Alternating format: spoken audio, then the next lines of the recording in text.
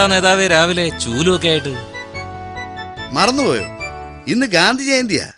ഗാന്ധി ജയന്തി പ്രമാണിച്ച് ഇന്ന് വഴികളൊക്കെ തൂത്തുവാരുക. ഖജനാവൊക്കെ നേരത്തെ തന്നെ തൂത്തുവാരി കഴിഞ്ഞല്ലോ അല്ലേ? മത രാഷ്ട്രീയ വ്യത്യാസമില്ലാതെ എല്ലാവരും പങ്കെടുക്കണം.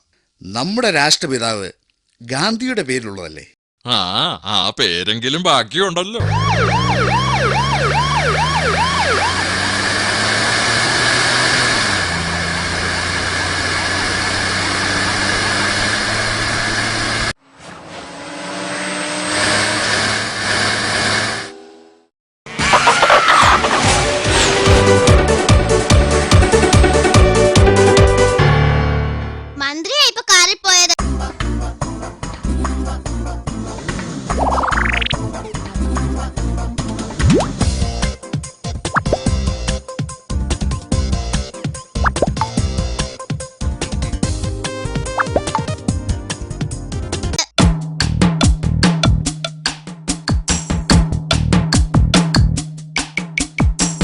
മണിയായപ്പോ തന്നെ സാധനം തീർന്നു. ഇനി പൂട്ടിയാര്? ഇന്നും മദ്യപിച്ചോ? ഇന്നൊരു ദിവസം ഞാൻ നാടൻ മാത്രം ഉപയോഗിക്കൂ. ഗാന്ധി ജയന്തിയല്ലേ, വിദേശം പാടില്ല.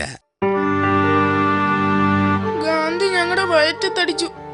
ഉണ്ടായിരുന്നത് മുഴുവൻ ഗാന്ധി ജയന്തിക്കാര് വാരിക്കൊണ്ടുപോയി.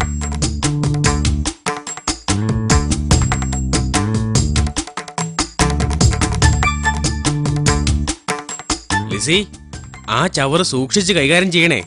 അത് ചീഞ്ഞ് നാറുന്നതാ. നിന്റെ അത്ര നാറ്റില്ല. ശുചീകരണ വാരമല്ലേ, ഇപ്പോഴെങ്കിലും നീ ഒന്ന് പല്ല് തേച്ച് കുളിക്ക്.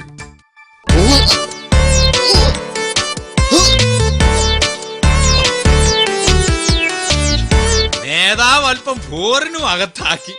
വിദേശ വസ്തു ആയതുകൊണ്ട് വർദ്ധിക്കുക.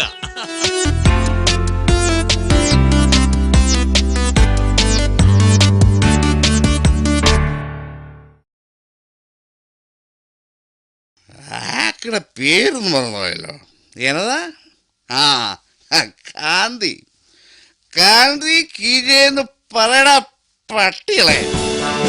ഗാന്ധി കീഴേ, മമതാ ഗാന്ധി കീഴേ, ഗാന്ധി കീഴേ.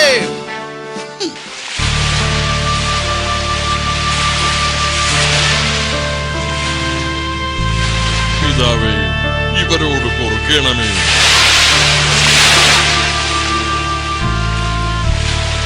കോളേജ് തുറന്നോടാ?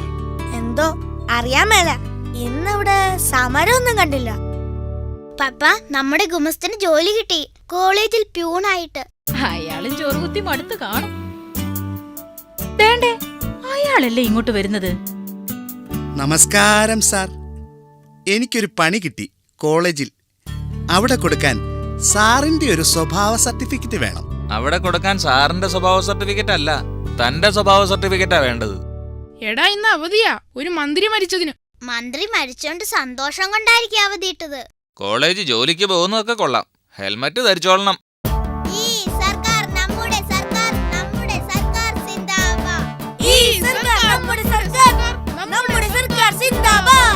ഇപ്പോഴത്തെ കാലം കൂടി കണക്കിലെടുത്ത് വേണം കുട്ടികളോട് പെരുമാറാൻ. കുറച്ച് നയത്തിലൊക്കെ കണ്ടും കേട്ടും വേണം നിൽക്കാൻ. ആരോട് എങ്ങനെയൊക്കെ പെരുമാറണമെന്ന് പഠിക്കണം.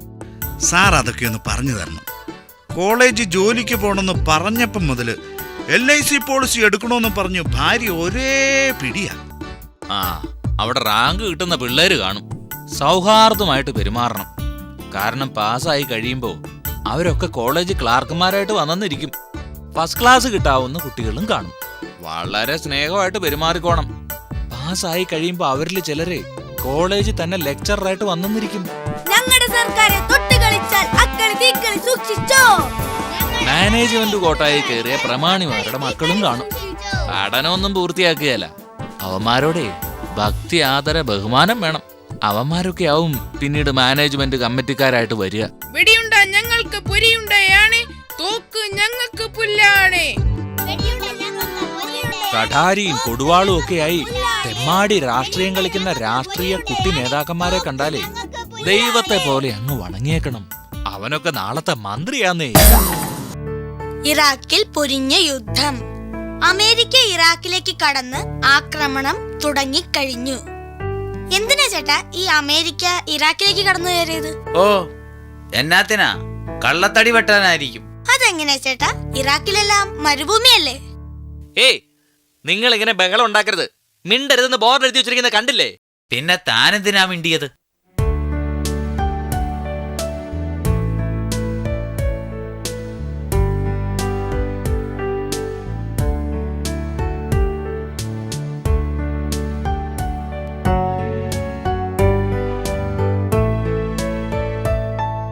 ഈ യുദ്ധം ഉണ്ടാവുന്നത് എങ്ങനെയാ ചേട്ടാ?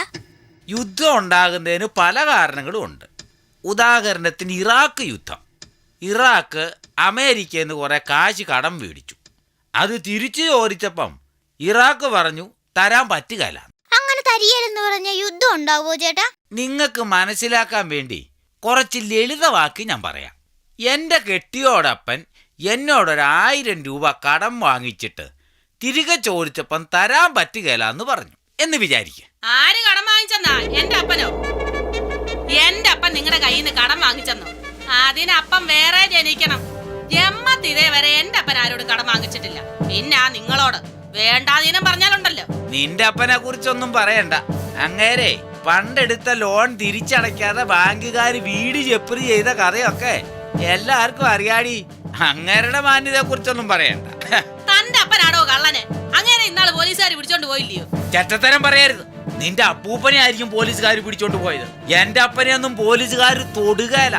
ഞങ്ങളുടെ കുടുംബക്കാർക്കൊന്നും പോലീസ് സ്റ്റേഷനിൽ കയറേണ്ട ഗതികേട് ഇതുവരെ ഉണ്ടായിട്ടില്ലടി. എന്റെ അപ്പൂപ്പനെ പറഞ്ഞാലുണ്ടല്ലോ തന്നെ ഞാൻ. പറഞ്ഞാ നീ എന്നാ ചെയ്യൂടി? എന്നെ അങ്ങ് തിന്നുവോ? ഒരു തൊഴി വെച്ച് തന്നാലുണ്ടല്ലോ. എന്നാ താനൊന്ന് തൊഴിയടോ. തൊഴിച്ചാ നീ എന്ത് ചെയ്യൂടി? എന്ത് ചെയ്യോന്ന് അപ്പം കാണാം. എന്റെ കുടുംബത്തെ പറഞ്ഞാലുണ്ടല്ലോ. അയ്യോ എന്റെ അപ്പനെ പറഞ്ഞ എന്താണോ? എടി. എന്റെ മോനെ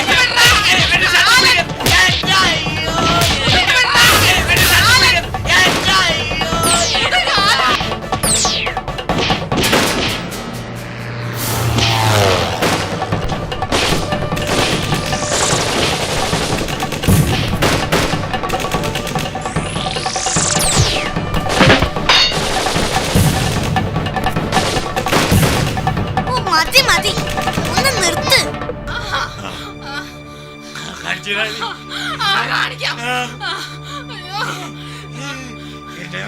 നിങ്ങളുടെ യുദ്ധമൊന്നും മതിയാക്ക്. ഒരു യുദ്ധം ഉണ്ടാകുന്നത് എങ്ങനെയാന്ന് ഇപ്പം മനസ്സിലായി. ഒരു യുദ്ധം ഉണ്ടാകാനേ വലിയ കാരണമൊന്നും വേണ്ടെന്നും മനസ്സിലായി.